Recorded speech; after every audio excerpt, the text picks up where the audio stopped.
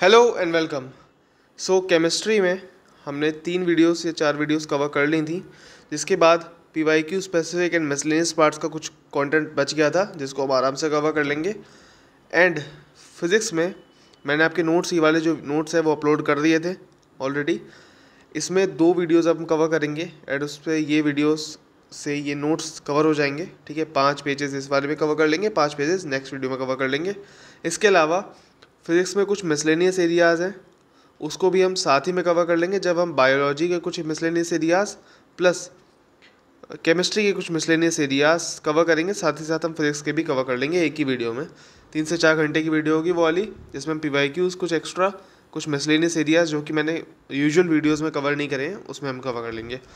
एक और इन्फॉर्मेशन देनी थी कि I am really very sorry, video 1-2 दिन लेट हो गया है क्योंकि मैं थोड़ा बाहर था, बट अब वीडियो टाइम पे आएगा। साथ ही साथ करंट अफेयर्स में जो हम अप्रैल का कवर करना था, ठीक है, कल फिज़िक्स का सेकंड पार्ट अपलोड होते ही अगले ही दिन करंट अफेयर्स हम अप्रैल का स्टार्ट कर देंगे और उसे भी 3 वीडियोस में कवर कर लेंगे। नाउ सो फिज़िक्स से स्टार्ट करते हैं। पहले बेसिक अंडरस्टैंडिंग दे देता हूँ नोट्स की, नोट्स में है क्या क्या। देखिए, फिज़िक्स का थोड़ा इस टाइप का रहता है मामला कि उसमें क्वेश्चंस आते हैं, कभी कभार डेप्थ से आ जाते हैं, कभी कभार थोड़े ऊपर ऊपर से पीवाईक्यू से ही पूछ लेता है। सो मैंने क्या किया है, मैंने जब ये नोट्स बनाए हैं, सो मैंने इस तरीके से बनाए हैं कि आपको चीज़ें समझ में आ जाएँ। एटलीस्ट जो सारे पीवाईक्यूज़ हैं इस टॉपिक्स के, ये जो unit and measurement and device and scales है, वो सारे पीवाईक्यूज़, सारे मीन्स सारे कवर्ड हैं इसमें। हमने कोई भी पीवाईक्यू नहीं छोड़ा है। अगर वो यूपी पीसीएस का होगा वो भी कवर्ड है, आरएएस का होगा वो भी कवर्ड है, छत्तीसगढ़ पीसीएस का होगा वो भी कवर्ड है, बिहार पीसीएस का होगा वो भी कवर्ड है। क्योंकि फिज़िक्स में क्या होता है, फिज़िक्स में ओवरलैपिंग काफ़ी रहती है एंड किसी का पीवाईक्यू किस में एंड किसी का किसी में, ये पूछने की आयोग की हमेशा आदत रही है, खासकर फिज़िक्स में एंड बायोलॉजी में। सो फिज़िक्स में हमने कुछ नहीं छोड़ा है। ओके, अच्छे से कवर करा है। जो जो टॉपिक्स यहाँ पर कवर्ड हैं, जो आप देख सकते हो, unit and measurement, devices, scales और बाकी सब टॉपिक्स, उनको हम जो दूसरी वाली वीडियो होगी पीवाईक्यू वाली, उसमें हम कवर नहीं करेंगे क्योंकि ये ऑलरेडी हमने इस वीडियो में कवर कर लेंगे। ठीक है, नाउ फॉर एग्जांपल आप देख सकते हो यूनिट एंड मेजरमेंट, यहाँ पर कुछ बेसिक चीज़ें, बेसिक टर्म्स लिखे हैं, यहाँ पर भी कुछ डिवाइसेस लिखे हैं। ठीक है, इसके अलावा कुछ मैकेनिक्स के कुछ समझने वाली चीज़ें हैं, मैटर चैप्टर आ गया। पहले हम क्या करते हैं, जो चीज़ें थोड़ी डाइसी हैं, जो थोड़ी समझने वाली हैं, हम उनको कवर कर लेते हैं। वीडियो के एंड में मैं इस पेज को एक जस्ट रीडिंग मार दूंगा, बिकॉज ऑलरेडी जैसे एनीमोमीटर क्या है, विंड स्पीड को मेजर करने का काम करता है। क्रोनोमीटर क्या करता है, टाइमिंग डिवाइस है। सो अब ये चीज़ आपको याद करनी ही पड़ेगी, ये कोई मैं याद नहीं कर सकता। ठीक है, सो लास्ट में चल के मैं इसे बस रीड कर दूंगा, कहाँ कहाँ से कुछ ट्रिक्स बन सकती हैं वो देख लेंगे हम। बट उससे पहले जो कंसेप्चुअल क्लैरिटी वाली चीज़ है उसको देख लेते हैं। देखो, मैकेनिक्स की बात करते हैं, सो बहुत ही सिंपल से क्वेश्चंस आते हैं कि कौन से डिवाइस से क्या होता है। ठीक है, इस टाइप के बेसिक क्वेश्चन पूछता है।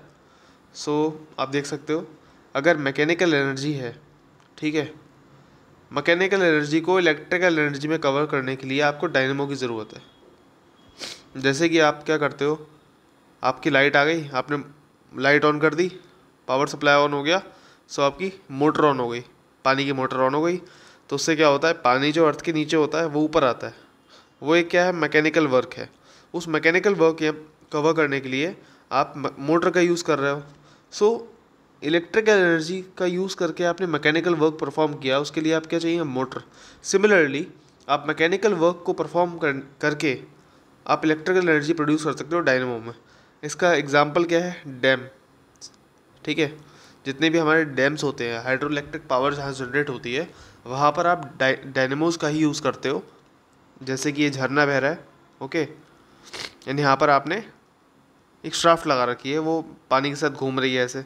ठीक है, जैसे कि शाफ्ट होती है ना इस टाइप से, टरबाइन, वो घूमते रहती है, जैसे पानी हिट करेगा। सो साइड में जाके एक डायनेमो है, वो रोटेट कर रहा है। ठीक है, it is just a reverse motor. ठीक है, वो रोटेट कर रहा है, वो इलेक्ट्रिकल एनर्जी प्रोड्यूस कर रहा है। ठीक है, सिमिलरली साउंड, साउंड की हम बात करते हैं, साउंड की हम बात करते हैं तो साउंड में जैसे कि मैं बोल रहा हूँ तो मैं अपने, मेरी आवाज़ जो है वो साउंड एनर्जी है। फिर उसे माइक्रोफोन के थ्रू मैं इलेक्ट्रिकल एनर्जी के थ्रू सेव कर पा रहा हूँ, जैसे आप सुन रहे हो। आप सुन रहे हो कैसे? लाउड स्पीकर से, आपके फ़ोन में जो है, या फिर आप जो हेडफोन्स यूज़ कर सकते हो। सो वो भी एक तरीके से इलेक्ट्रिकल टू साउंड एनर्जी आप यूज़ कर रहे हो, ट्रांसफ़र कर रहे हो। सिमिलरली लाइट एनर्जी या सोलर एनर्जी को सोलर सेल्स लगाकर मैं इलेक्ट्रिकल एनर्जी में कन्वर्ट कर सकता हूँ। एंड इलेक्ट्रिकल एनर्जी को लाइट एनर्जी में अगर मुझे कन्वर्ट करना है तो मैं ट्यूब लाइट या बल्ब्स का यूज़ कर सकता हूँ। एक बात ध्यान देने वाली है, PYQs में ये बहुत सही से लिखा हुआ था, शायद BPSC का PYQ था, वहाँ पर हीट भी लिखा था। हीट भी लिखा होगा तो आप बल्ब ऑप्शन में लाओगे, ट्यूबलाइट नहीं लाओगे, याद रखना। बिकॉज जो बल्ब्स होते थे पुराने वाले, जो ऐसे येलो कलर के ग्लो करते थे, ठीक है, आपने देखा होगा पहले ज़माने में चलते थे, वो हीट भी प्रोड्यूस करते थे, बट ट्यूबलाइट्स हीट प्रोड्यूस नहीं करती। ओके, याद रखना। सिमिलरली केमिकल एनर्जी को आपको इलेक्ट्रिकल एनर्जी में कन्वर्ट करने के लिए आपको इलेक्ट्रिकल सेल चाहिए, जैसे कि बैटरीज। मैकेनिकल एनर्जी को साउंड एनर्जी में कन्वर्ट करने के लिए आपको सितार चाहिए या फिर कोई सा म्यूजिकल इंस्ट्रूमेंट चाहिए। सोलर एनर्जी को आपको केमिकल में कन्वर्ट करने के लिए आपको फोटोसिंथेसिस का प्रोसेस चाहिए, जैसे कि प्लांट्स है, ठीक है, ये पत्ता है, ठीक है, स्टोमाटा है ये। सो यहाँ से क्या लिया? सोलर एनर्जी ली, एंड यहाँ पर क्या होगा? फोटोसिंथेसिस परफॉर्म हो रहा है, जिससे कि वो केमिकल एनर्जी में कन्वर्ट करेगा अपनी एनर्जी को। ओके, फिर कुछ स्केलर एंड वेक्टर क्वांटिटीज़ थी जो कि PYQs में थी। तो distance, speed, volume, pressure, energy and work, ये स्केलर क्वांटिटीज़ हैं। वेक्टर में कौन कौन सी हो गई? डिस्प्लेसमेंट हो गई, वेलोसिटी हो गई, स्पीड वेलोसिटी से रिलेटेड होता है, डिस्टेंस डिस्प्लेसमेंट से रिलेटेड होता है, वहीं पर फोर्स हो गया, टॉर्क हो गया, मोमेंटम हो गया, ये सब क्या है? वेक्टर क्वांटिटीज़ हैं। इसको एज इट इज़ याद कर लेना, हो सकता है रिपीट हो सकता है। वहीं हम बात करते हैं कुछ फॉर्मूलाज।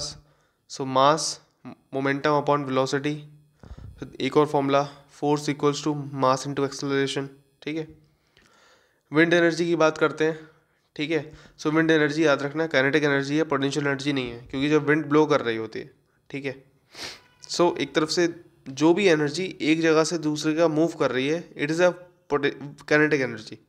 बट अगर कोई भी एनर्जी जाके स्टोर्ड हो गई कहीं, सो वो पोटेंशियल एनर्जी है। इसका एग्जांपल है, आपने कभी एक देखा होगा, ये हमारे बबलू भैया हैं। सो इन्होंने बॉल फेंकी, ठीक है। जब तक बॉल अपने हाईएस्ट पॉइंट तक पहुंची थी तब तक उसमें काइनेटिक एनर्जी थी। बट एक बार 1 सेकंड के लिए बॉल अपने हाईएस्ट पॉइंट पे जाएगी और वहाँ पर कुछ देर के लिए ठहर जाएगी। सो उस समय काइनेटिक एनर्जी नहीं होगी उसके अंदर पोटेंशियल एनर्जी होगी। बट वही बॉल जब वापस नीचे आने लगती है ग्राउंड की तरफ कुछ समय बाद, सो उसमें वापस काइनेटिक एनर्जी आ जाती है, पोटेंशियल एनर्जी नहीं रहती। ओके, नाउ केमिकल एनर्जी की बात करते हैं। सो केमिकल एनर्जी फ्यूल कंबशन के थ्रू आप लाइट एंड हीट में कन्वर्ट कर सकते हो, ठीक है, जैसे कि हम अपनी बाइक्स में करते हैं। मास, कोई भी मास होता है, एटम है, ये सब है, उसे न्यूक्लियर रिएक्टर के थ्रू आप हीट एनर्जी में कन्वर्ट कर सकते हैं। वहीं पर एक PYQ था जिसमें गैलीलियो की बात करते हैं, उसमें लिखा था कि Galileo was the first to define speed. Newton's के 4 लॉ बेसिक चीज़ें हैं, न्यूटन्स के 3 लॉ के। फर्स्ट लॉ क्या था? Law of inertia. Second law है force equal to mass into acceleration. Third law है एक्शन इक्वल्स टू रिएक्शन। पहला लॉ क्या बोलता है? बेसिक समझ लो, मैं यहाँ लिख दे रहा हूँ कुछ चीज़ें। At rest remains at rest. इसका मतलब क्या है? कोई भी चीज़ अगर रेस्ट पर है तो वो रेस्ट पर ही रहेगी। फॉर एग्ज़ाम्पल हम क्या करते हैं, जैसे कि ये कंबल है, ठीक है, उसमें धूल हो गई। अब ठंडों का मौसम आ चुका है, गर्मियों का चला गया, तो उसमें धूल हो गई, तो मम्मी कहती हैं कि साफ़ सफाई कर दो। सो आप किसी स्टिक से, किसी डंडे से इस पर मारते हो। सो ये कंबल तो एक बार को ऐसे यहाँ से ऐसे पीछे चले जाता है, ठीक है। बट जो कुछ धूल के पार्टिकल्स होते हैं, डस्ट पार्टिकल्स, वो बाहर आपको निकलते हुए दिखते हैं। सो वो क्या है? Dust particles. तो कंपेरेटिवली टू द कंबल, वो डस्ट पार्टिकल्स क्या होते हैं ब्लैंकेट के कंपैरिजन में? वो रेस्ट पर रह गए, ठीक है, क्योंकि आपने ब्लैंकेट पर हिट कर रहा था। सिमिलरली किसी आप बस में ट्रैवल कर रहे हो, ठीक है, जैसे बस में ट्रैवल कर रहे हो, बट आप अचानक से यहाँ से कूदोगे, ठीक है, बस के बाहर या ट्रेन के बाहर आप कूदते हो, सो जब आपने पैर रखा बाहर तो आपके पैर तो एक बार को रेस्ट पर आ गए, बट क्योंकि आप बस में ऑलरेडी ट्रेवल कर रहे थे, सो आपकी जो बॉडी है वो आगे मूवमेंट करने लगेगी। इसीलिए जब भी आप ट्रेन से आगे कूदते हो या कुछ भी है, सो आपकी गिरने की संभावना रहती है आगे की तरफ। ठीक है, इसीलिए कहा जाता है कि जब भी आप कूदते हो या फिर कहीं चढ़ रहे हो, सो एक कंटिन्यूअस पेस में रहो ताकि चोट ना लगे। दूसरा है force equals to mass into acceleration. इसको समझाने की मैं कोशिश करता हूँ। फॉर एग्जांपल, एक बड़ी बॉडी है जिसका 100 केजी वेट है, एक छोटी बॉडी है जिसका 10 केजी वेट है। इन दोनों की टक्कर होगी तो आप मुझे बताओ किस में ज़्यादा हानि होगी। ऑब्वियस सी बात है, जो बी वाली बॉडी होगी उसका नुकसान ज़्यादा होगा। बट अगर मैं यहाँ कह दूँ ये बॉडी जो थी वो रेस्ट पर थी, ओके, बट जो बी बॉडी है वो कहीं ना कहीं कंपेरेटिवली ए बॉडी के वो 100 किलोमीटर पर आवर से आ रही थी, ओके। ना मैं यहीं पर अगर एक्शन रिएक्शन स्टेट की बात करता हूँ, सो अगर मैं कोई भी एक्शन परफॉर्म कर रहा हूँ तो उसका एक सडन रिएक्शन भी होगा, ठीक है। सो उस एक्शन रिएक्शन को ही न्यूटन का थर्ड लॉ कहते हैं। बेसिकली आप inertia, force equal to mass into acceleration and action reaction, ये तीन याद रख लेना, क्योंकि न्यूटन के पहला लॉ कौन सा है, सेकंड लॉ कौन सा है, थर्ड लॉ कौन सा है, ये जनरली पूछ लेता है, ठीक है। एंड ऑब्वियसली ये क्वेश्चन भी आता है कि न्यूटन के टोटल कितने लॉज हैं, ओके। फिर स्टैटिक साइंस की बात करते हैं। So it is associated with the situation of rest, okay, simple PYQ। Then earth rotation as a result of Coriolis force, ठीक है, आप जानते हो। एंड ऐसी अर्थ रिवॉल्व करती है, ठीक है, अराउंड सन, ठीक है। उसमें भी टिल्ट होता है, कितने डिग्रीज का होता है टिल्ट अर्थ में, वो आप मुझे कमेंट सेक्शन में बताओ, ओके। अगर आप ज्योग्राफी पढ़ी होगी तो आपको पता होगा। फिर काइनेटिक एनर्जी के, पोटेंशियल एनर्जी के फॉर्मूलाज हैं, half into mv² and potential energy का mgh। बेसिकली इनकी इतनी ज़रूरत नहीं है, PCS and RO point of view से, सो ध्यान रखना। इसको भी आप काट सकते हो, इतनी ज़रूरत नहीं है इसकी। नाउ सेंट्रीफ्यूगेशन क्या होता है, प्रिंसिपल ऑफ वॉशिंग मशीन जो भी होती है। सो जो भी वॉशिंग मशीन होती है वो किस प्रिंसिपल पे काम करती है, वो है सेंट्रीफ्यूगेशन, ठीक है। एंड सेंट्रीफ्यूगेशन का ही सेंट्रीफ्यूगल फोर्स आता है, वो मिल्क और क्रीम को सेपरेट करता है। अब कैसे होता है, जैसे कि आपने वॉशिंग मशीन में कपड़े डाल दिए, ठीक है, ये ड्रम वाली वॉशिंग मशीन है। सो ये रोटेट करेगी, ठीक है। जब ये एक डायरेक्शन में रोटेट करेगी, एक सेकेंड, जब ऐसे ये डायरेक्शन में कुछ रोटेट कर रहा है, सो यहाँ पर कपड़े क्या होते हैं, जो भी जिनका वेट ज़्यादा है वो अंदर इकट्ठा होने लगते हैं। बट जैसे डस्ट पार्टिकल्स हैं उनका वेट क्या होता है, थोड़ा लाइटर वेट होता है, सो बाहर को ऐसे जमा होने लगते हैं, ठीक है। सो जिनका वेट हैवी है वो सेंटर में जाएगा, एंड जिनका वेट लाइट है वो बाहर को ऐसे जमा होने लगेगा, ठीक है। सो ऐसे ही वॉशिंग मशीन कपड़े साफ़ करती है। सिमिलरली क्रीम और मिल्क को ऐसे सेपरेट करने के लिए, जैसे आपने देखा होगा गांव में कहीं पर भी, जैसे ड्रम होता है बड़ा सा, ड्रम के अंदर ऐसे रई डाली जाती है, ठीक है, एंड रई को ऐसे रस्सी में बांध के चलाया जाता था गांव में, आज भी शायद कहीं ना कहीं होता है। सो उसमें क्या होता है, मक्खन आ जाता है अलग से, ऊपर की परत जम जाती है। सो वही चीज़ है, ये सेंट्रीफ्यूगेशन एंड सेंट्रीफ्यूगल फोर्स है, उससे रिलेटेड है, आपको याद रखना है ना। इसके अलावा मोशन वाले चैप्टर की बात करते हैं। सो ऑर्बिटल स्पेसशिप से अगर आप कोई भी एप्पल को रिलीज़ करोगे, ठीक है, वो उसी की ऑर्बिटल स्पेसशिप के साथ साथ मूव करेगा सेम स्पीड पे। इसका मतलब क्या है, ये अर्थ है, ठीक है, ये अर्थ के चारों ओर एक ऑर्बिट है जिसमें एक सैटेलाइट या स्पेसशिप रिवॉल्व कर रही है, ठीक है। अब यहाँ से अगर मैं कुछ भी एक एप्पल मैंने ये ड्रॉप कर दिया, तो अगर एक दिन बाद या 10 दिन बाद मान लो, या एक महीने बाद, कुछ समय बाद ये एप्पल भी यहाँ आ जाएगा, एंड ये स्पेसशिप भी उसी स्पीड से यहाँ पहुँच जाएगी। सो कहने का मतलब ये है, Apple released from orbiting spaceship will move along the spaceship with the same speed, PYQ था, याद रखना है। Leaning tower of Pisa does not fall because vertical line through the centre of gravity of tower falls within the base. आपने देखा होगा leaning of tower of पीसा है वो कुछ इस तरीके से है, थोड़ा टिल्टेड है। ओके, सो अब वो कभी गिरता क्यों नहीं है? इसका रीज़न सिंपल है, क्योंकि हर एक बॉडी के ना अपना सेंटर ऑफ मास होता है, ठीक है। सिमिलरली लीनिंग टावर ऑफ पीसा है, उसका भी एक सेंटर ऑफ मास है, बट वो उस बॉडी के अंदर ही आता है, ठीक है। अगर किसी बॉडी का सेंटर ऑफ मास वो बाहर को आने लगता है उस बॉडी के, सो वो यूजुअली बहुत ही ईजिली है कि वो गिरेगी ही गिरेगी, डिमोलिश होगी। बट लीनिंग टावर ऑफ पीसा एक आर्किटेक्चरल जीनियस कह सकते हो या कुछ भी कह सकते हो, वो इसलिए है क्योंकि उसका सेंटर ऑफ मास उस बॉडी के अंदर ही है, ठीक है। सो यहाँ जो भी खेल है वो सेंटर ऑफ मास का है, सेंटर ऑफ ग्रेविटी का है, ये आपको याद रखना है। फिर फोर्स और ग्रेविटी का क्या संबंध है ये याद रखना, बस इतना याद रखना, जो भी रेडियस होता है दो बॉडीज़ के बीच में, जो भी रेडियस है या डिस्टेंस है, उस डिस्टेंस का इन्वर्सली प्रोपोर्शनल होता है, ठीक है। ये PYQ में पूछा था। ऑब्जेक्ट आर क्या है? आर डिस्टेंस है, याद रखना। So if distance between earth and sun is twice, then gravity G will be 1/4।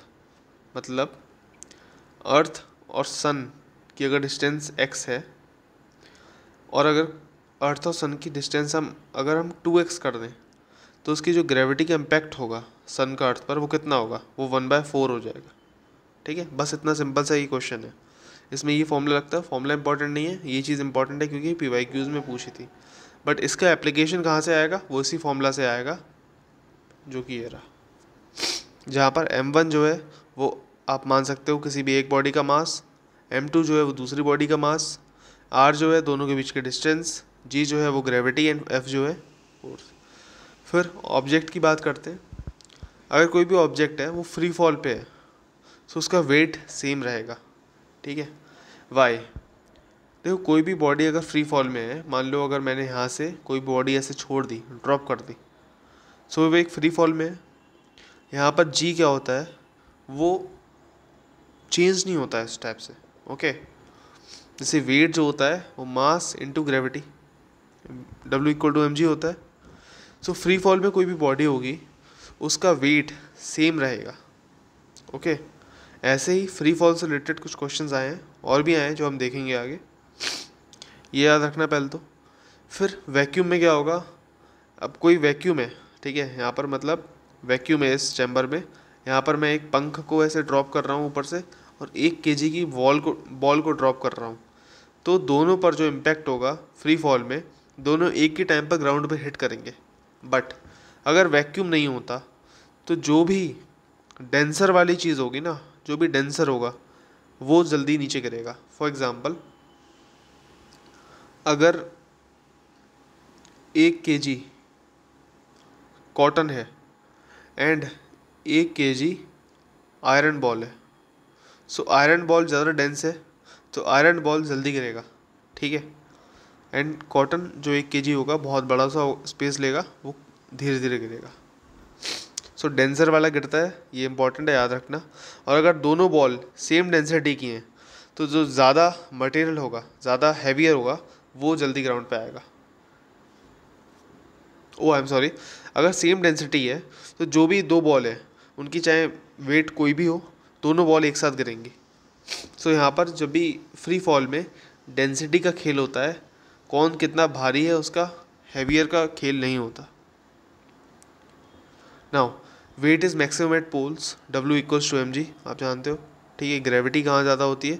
सो आप देख सकते हो पोल्स पे ज़्यादा होती है। इसका रीज़न क्या है?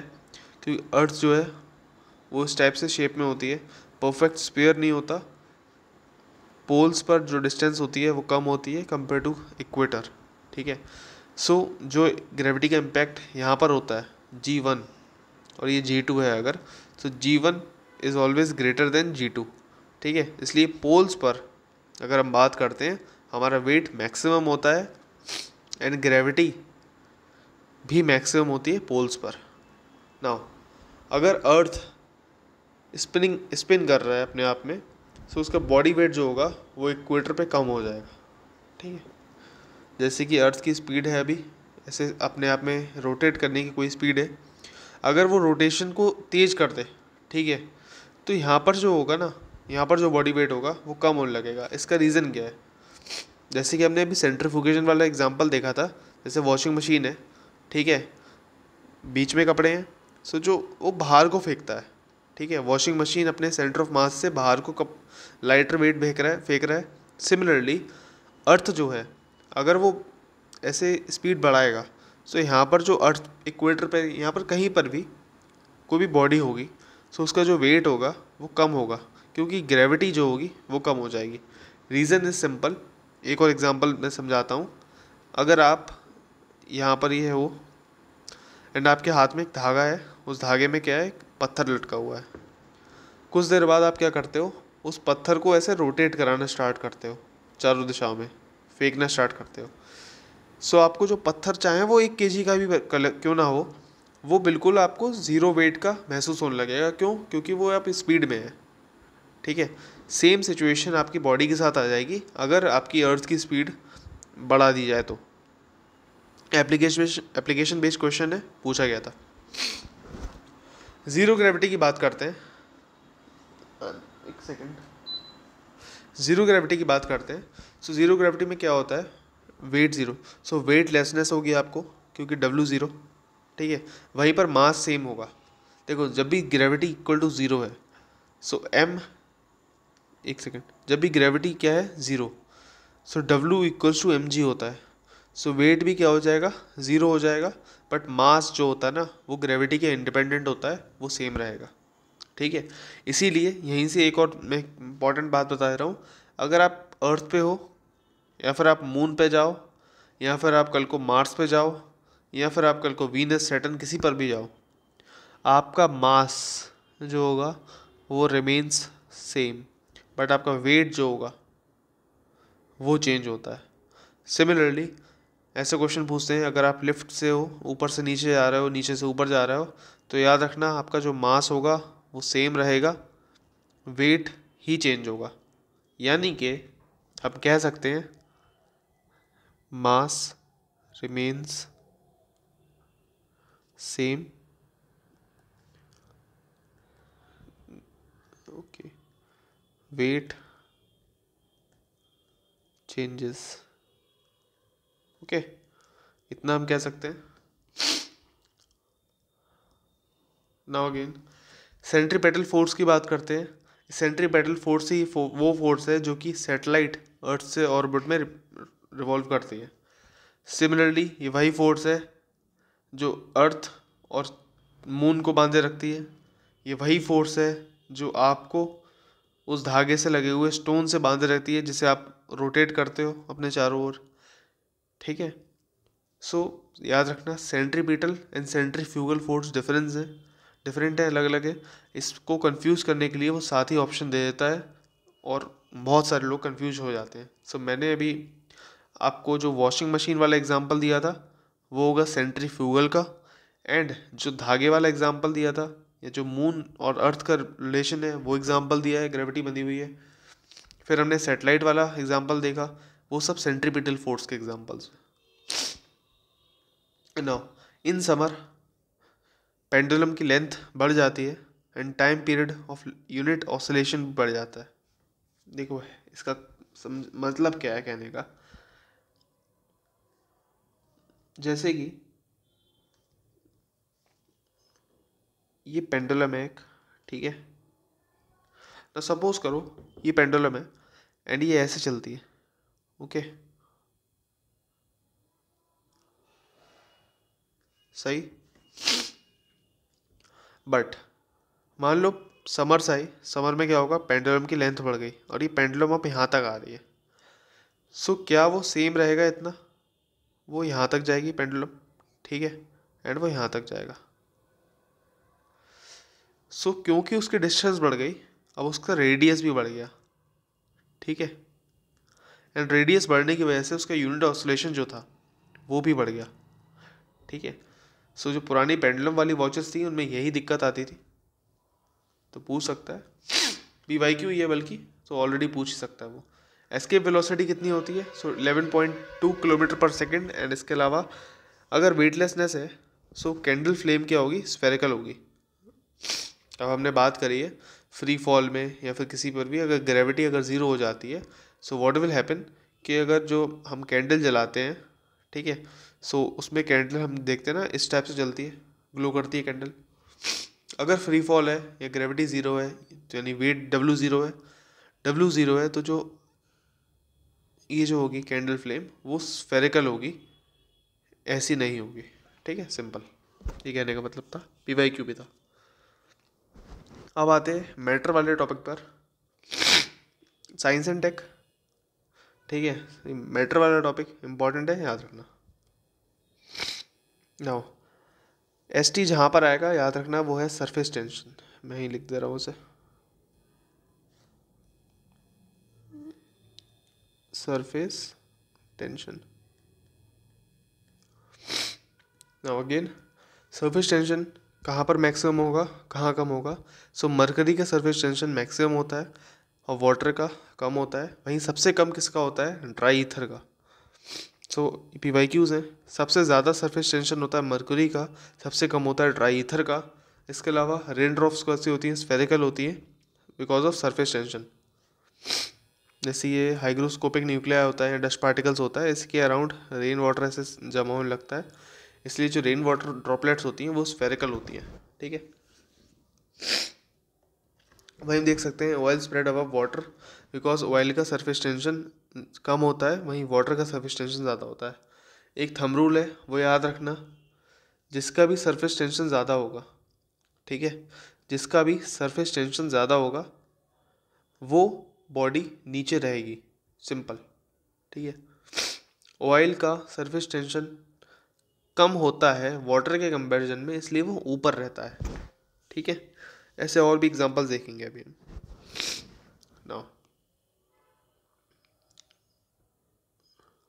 उससे आगे आगे कुछ भी पढ़ने से पहले मैं कुछ बेसिक्स क्लियर कर देता हूँ। जैसे कि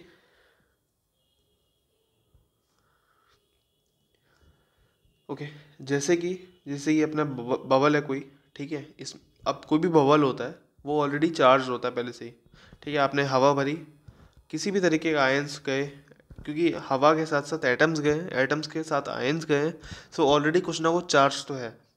बट उसके ऊपर आप अलग से चार्ज रखोगे, प्लेस करोगे, तो ये जो चार्ज है, फॉर एग्जांपल यहाँ पर भी चार्ज था, यहाँ पर भी चार्ज था, ये सब रिपेल करने लगेंगे एक दूसरे को। इसलिए जो बबल की जो या फिर बैलून की जो रेडियस होगी वो बढ़ेगी, यानी कि साइज़ बढ़ जाएगा, वॉल्यूम बढ़ जाएगा बैलून का। चार्ज क्या होगा, रिपेल करने लगेगा, वॉल्यूम बढ़ जाएगा बैलून का। ये PYQ है, याद रखना। ऐसे ही अर्थ है, आप जानते हो जैसे जैसे आप अर्थ से दूर जाने लगते हो एटमॉस्फेयर में, आपका एटमॉस्फेरिक प्रेशर जो होता है वो कम होने लगता है।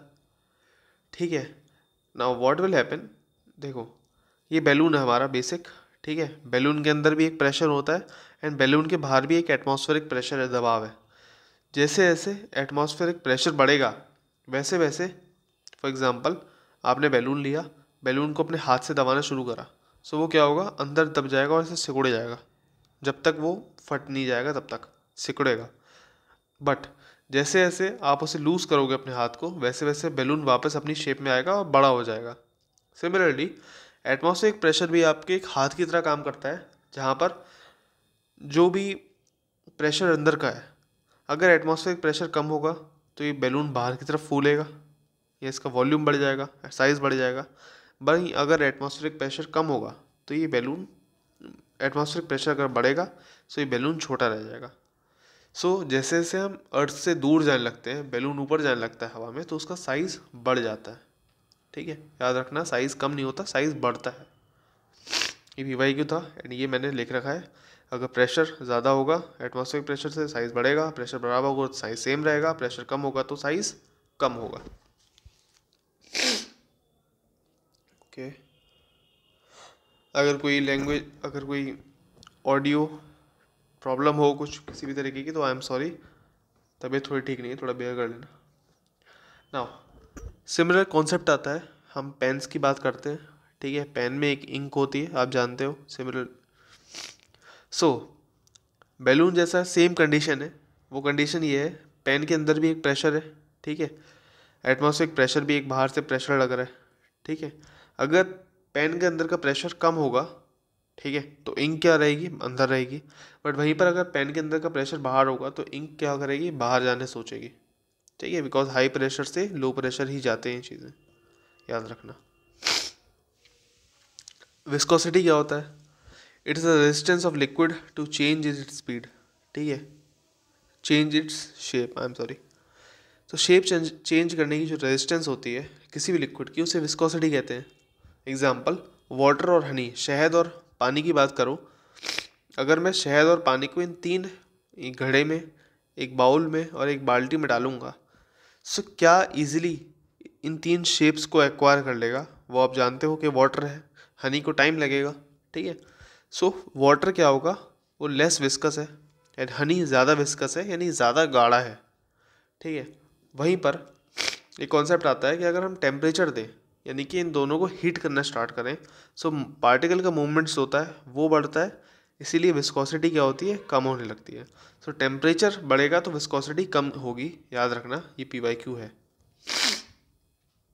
सिमिलर वे में देखो, एक ये PYQ था कि अगर ये कोई लेक है और ये फ्रोज़न है, तो कोई भी लेक अगर जम गई है, ठीक है, तो उसके ऊपर की कुछ लेयर्स होती हैं वही जमती हैं, वही आइस लेयर बनती हैं।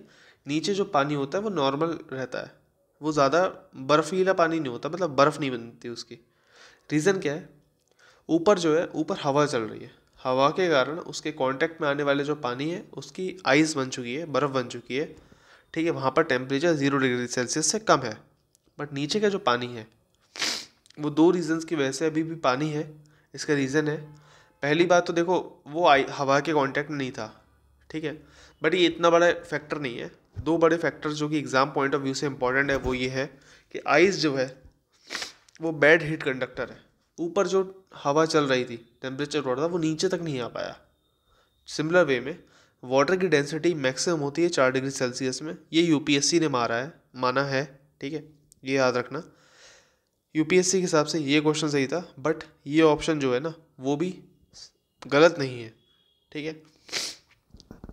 सो आइस लेयर बैड कंडक्टर, क्योंकि ये RO के हिसाब से ये वाला क्वेश्चन, ये वाला ऑप्शन सही था आई थिंक, एंड UPSC के हिसाब से ये वाला ऑप्शन सही था। सो ये दोनों ही याद रख लेना, एंड जो भी ऑप्शंस आते हैं उस हिसाब से देख लेना। फिर नाउ डेंसिटी की बात करते हैं। सो कोई भी मॉलिक्यूल कितने टाइटली पैक्ड है किसी भी चीज़ में, उसी को हम डेंसिटी कहते हैं। जो ज़्यादा डेंस होता है वही नीचे आता है। फॉर एग्जांपल, पानी है और पानी के अंदर हमने लोहे की बॉल डाल दी तो लोहे की बॉल नीचे जाएगी ऑब्वियसली। वहीं पर अगर मरकरी है, मरकरी के अंदर हमने लोहे की बॉल डाल दी तो वो तैर जाएगा, ठीक है। ऐसे ही किसी भी एक, कोई मान लो एक ब्रिक है, मेटल ब्रिक है, कुछ भी है, उसमें एक पूरा पार्ट है, ये एक पूरा पार्ट है, उसी का कुछ एक हिस्सा है ये वाला, ठीक है। मैं उस हिस्से को लेता हूँ और इस पूरे पार्ट में से को लेता हूँ। सो डेंसिटी जो होगी वो या तो पूरे पार्ट की ले लो या उसके कोई भी हिस्से की, छोटे हिस्से की ले लो, वो सेम रहेगी, याद रखना, डेंसिटी चेंज नहीं होती। सो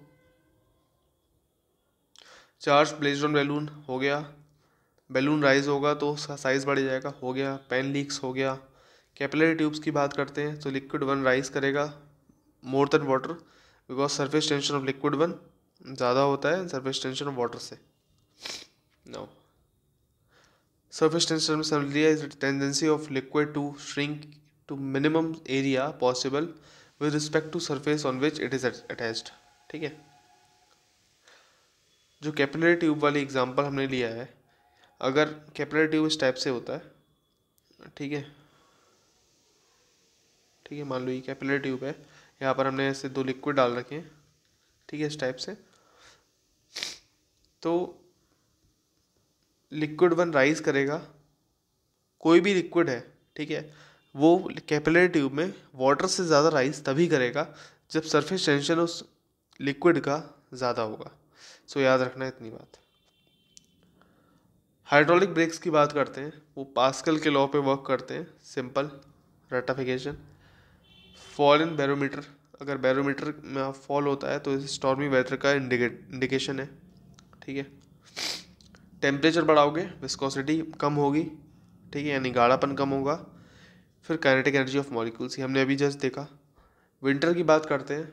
सो जो भी लेक का बॉटम होता है वो it remains liquid and density of water remains maximum at 4 degree Celsius. ये इसका यूपीएससी का हिसाब से ये आंसर होना चाहिए था। यूपीएससी ने 2011 में ये क्वेश्चन पूछा था।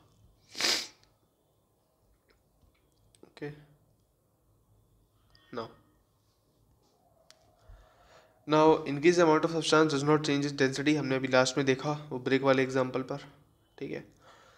ठीक है, वाटर को हीट करोगे अगर 0 डिग्री सेल्सियस से 10 डिग्री सेल्सियस तक, तो उसका वॉल्यूम पहले तो कम होता है एंड देन वॉल्यूम बढ़ता है। क्यों बढ़ता है?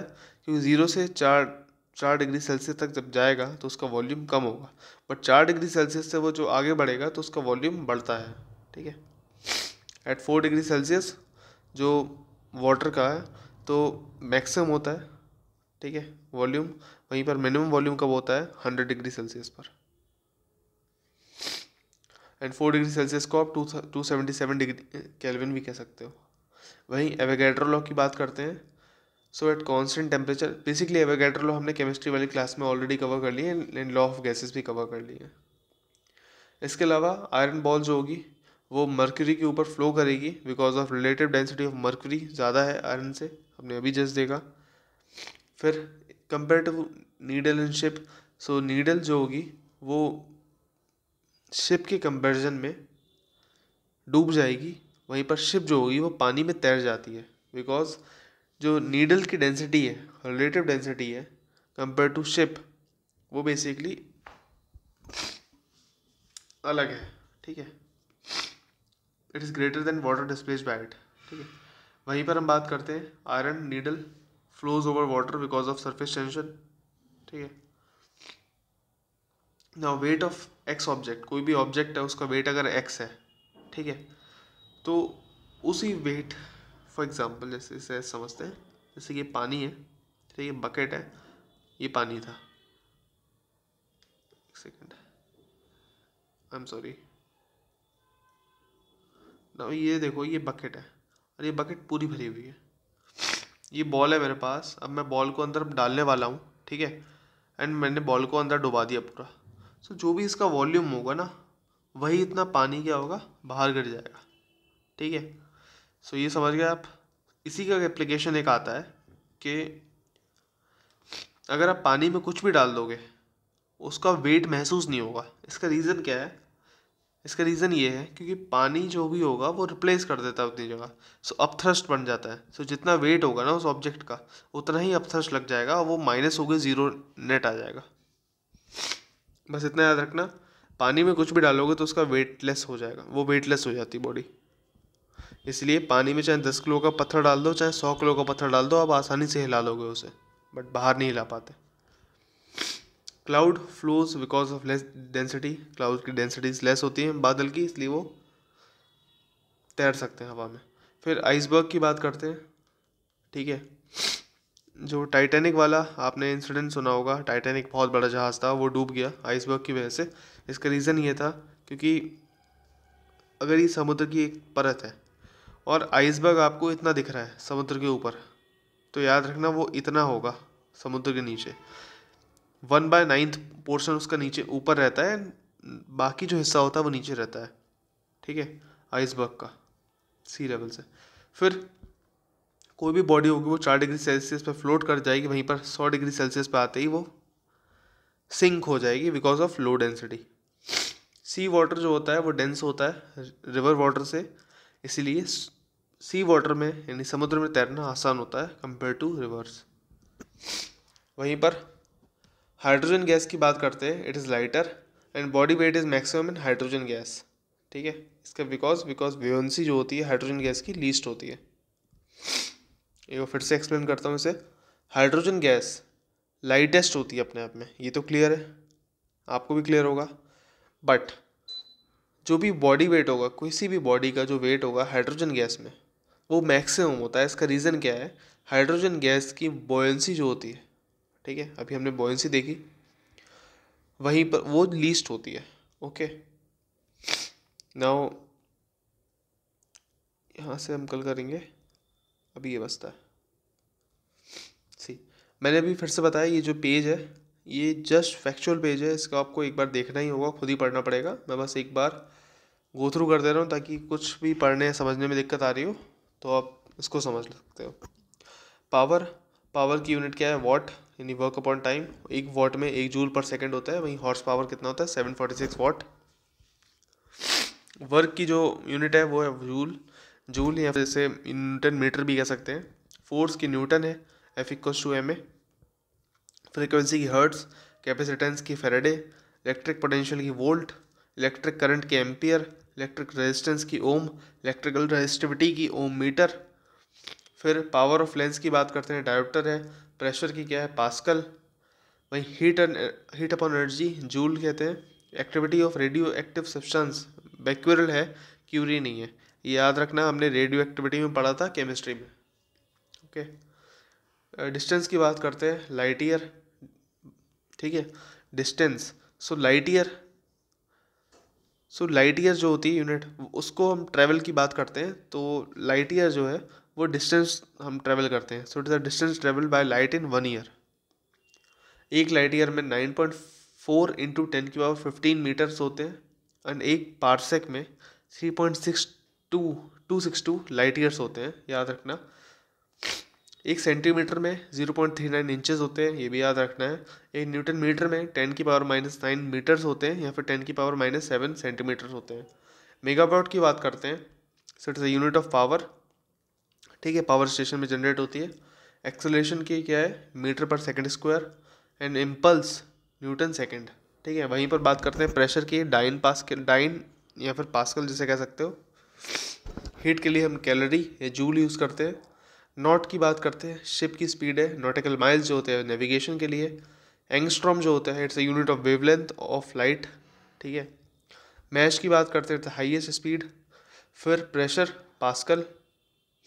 1 माइक्रोन में 10⁻⁻6 मीटर होते हैं, यानी 10⁻⁻3 नैनोमीटर या फिर 10⁻⁻4 सेंटीमीटर। वहीं हीट की बात करते हैं, हीट को हम कैलोरीज में लेते हैं, सेंटीग्रेड नहीं है, सेंटीग्रेड इज़ फॉर टेम्परेचर। ठीक है, अर्ग भी होती है इसकी यूनिट और जूल भी होती है, ये तीनों याद रखना। टेम्परेचर, टेम्परेचर के लिए Celsius, Fahrenheit, centigrade, kelvin. Decibel के लिए साउंड इंटेंसिटी के लिए यूज़ होती है। एटमॉस्फेरिक प्रेशर जो होता है वो बार में हम निकालते हैं, bar. So 1 bar equals to 10⁻5 pascal और 1 kilogram force upon centimetre square. So unitless कौन सी है? सो स्ट्रेन इज़ यूनिटलेस, बाकी स्ट्रेस एंड फोर्स के लिए यूनिट होती है। एक बैरल में कितने लीटर आते हैं? 159 लीटर। फिर एक माइक्रोन में 10⁻6 मीटर, एक नैनोमीटर में 10⁻9 मीटर, एक एंगस्ट्रॉम में 10⁻10 मीटर। एक फेरीमीटर में it's the smallest unit of length, वो है 10⁻15 मीटर। कॉजिक की बात करते हैं, it's a rate of flow of water और लिक्विड। रिक्टर की बात करते हैं, इंटेंसिटी ऑफ अर्थक्वेक नापता है। Dobson, it's a unit of thickness of ozone layer in atmosphere. एक Dobson equals to 0.01 millimetre thickness of standard at standard pressure and temperature. ठीक है, डिवाइसेस कुछ हैं। Sonar means sound navigation ranging to locate submerged object by ultrasonic waves. And sonar के through हम जो पेट में baby और ये सब होता है वो भी यूज़ कर सकते हैं, उसका यूज़ वहाँ भी होता है। Audiometer to measure sound intensity. Anemometer to measure wind speed and pressure. Chronometer time piece and timing device के लिए यूज़ होता है। एमीटर जो होता है वो इलेक्ट्रिक करंट के लिए यूज़ होता है, इलेक्ट्रिक पावर के लिए नहीं। पायरोमीटर से हम हाई टेम्परेचर, ठीक है, हाई टेम्परेचर के लिए हम पायरोमीटर यूज़ करते हैं। It's also known as radiation thermometer. Tachometer की बात करते हैं, measure the rotation of speed of shaft of device. ठीक है, कोई भी डिवाइस होता है, कोई भी शाफ्ट होती है ऐसे प्रोपेलर या शाफ्ट, उसकी जो रोटेशन स्पीड है उसके लिए हम टैक्योमीटर यूज़ करते हैं। पोटेंशियोमीटर हम यूज़ करते हैं इलेक्ट्रोमोटिव फोर्स के लिए। गैल्वेनोमीटर हम यूज़ करते हैं इलेक्ट्रिक करंट के लिए। वोल्टमीटर हम पोटेंशियल डिफरेंस के लिए। पेरिलियोमीटर हम यूज़ करते हैं सोलर रेडिएशन के लिए, एंड पेरिलियोमीटर के साथ साथ हम पायरोनोमीटर भी यूज़ करते हैं सोलर रेडिएशन के लिए। मैनोमीटर हम यूज़ करते हैं प्रेशर ऑफ गैस के लिए। हाइग्रोमीटर हम यूज़ करते हैं रिलेटिव ह्यूमिडिटी के लिए। Spring balance is use for wait को मेजर करने के लिए, हमने फिजिक्स की लैब में आपने देखा होगा। वहीं बैरोमीटर ऑब्वियसली प्रेशर अभी हमने देखा हो कुछ देर पहले। ओडोमीटर की बात करते हैं, it's use for distance covered by motor vehicles. Ondometer is use for frequency of electromagnetic waves. Lactometer milk के लिए, मिल्क की डेंसिटी नापने के लिए भी यूज़ करते हैं। ब्यूटेरोमीटर, देखो ब्यूटेरोमीटर याद रखना बटर से आया है ब्यूटेरोमीटर। सो फैट कंटेंट जो भी मिल्क में होता है, बटर कंटेंट जो होता है उसको यूज़ करते हैं उसके लिए। रिंगलमैन स्केल, ये आरओ वाले ने पूछ रखा है एक बार। सो स्मोक के लिए यूज़ होता है। थर्मो रजिस्टर जो होता है, इलेक्ट्रॉनिक थर्मोमीटर जिसे आप कह सकते हो, उसके लिए होता है यूज़, ऐसे थर्मोमीटर काम करता है। फिर इलेक्ट्रो इंसेफेलोग्राम जो होता है, इट्स अ मॉनिटर, ब्रेन को मॉनिटर करने के लिए यूज़ होता है। स्टेथोस्कोप हार्ट बीट के लिए, जैसे आप आला कहते हो। फिर स्फेगनोमैनोमीटर जो होता है वो बीपी नापने के लिए मशीन जो होती है उसे कहते हैं। गोल्ड की प्योरिटी को चेक करने के लिए आप कैरेटोमीटर यूज़ करते हो। सो गोल्ड कितने कैरेट का है उसके लिए कैरेटोमीटर, कितने कैरेट, कैरेटोमीटर याद रख लेना। लाइट की इंटेंसिटी के लिए लक्सोमीटर यूज़ करते हो, लक्समीटर। फिर to locate any object via radio wave, उसके लिए हम रेडार यूज़ करते हैं। अर्थक्वेक की इंटेंसिटी के लिए रिक्टर स्केल, ठीक है, या फिर मर्क्यूरी स्केल जो आता है वो यूज़ करते हैं। इलेक्ट्रिसिटी हम यूज़ करते हैं किलोवाट आवर्स में। फेदोमीटर, सी डेप्थ, सी कितनी गहरी है, मतलब ओशन की डेप्थ कितनी है, उसके लिए हम फेदोमीटर यूज़ करते हैं। फिर हार्ट के मूवमेंट के लिए हम कार्डियोग्राफ। फिर internal combustion engine, carburettor. Human voice phonometer, and light detector के लिए पॉलीग्राफ टेस्ट होता है। वहीं कीमोग्राफ वेरिएशन प्रेशर को मेजर करता है। एंड गैरोस्कोप जो होता है वो एंगुलर वेलोसिटी को मेजर करता है। एंड थियोडोलाइट जो होता है वो angular distance in vertical plane and horizontal plane को मेजर करता है। सो अभी के लिए इतना, मिलेंगे कल अगले वीडियो में सेकंड पार्ट में, जहाँ पर हम कंप्लीट वाली जो डॉक्यूमेंट है उसे कवर कर लेंगे। कुछ भी अलग से समझाने का होगा समझा दूंगा, जहाँ रटना होगा वहाँ पर आपको खुद रटना होगा, मेरा काम था नोट्स दे देना, ठीक है। एंड इसमें जो भी हमने कवर करा है कुछ भी एक्स्ट्रा फालतू का नहीं है, PYQ बेस्ड ही है सब कुछ, ठीक है। जिसको ऐसा लगता है कि वो कुछ भी फालतू का है या फिर मैंने नहीं कराया तो आप एक बार पूर्वावलोकन खुद से एक बार ज़रूर चेक कर लेना, बिकॉज ये एग्ज़ाम आपका है, आपकी मेहनत है। मैं चाहूँगा एक बार खुद कंफर्म ज़रूर कर लें। सो मिलते हैं नेक्स्ट वीडियो में, तब तक के लिए जय हिंद, वंदे मातरम।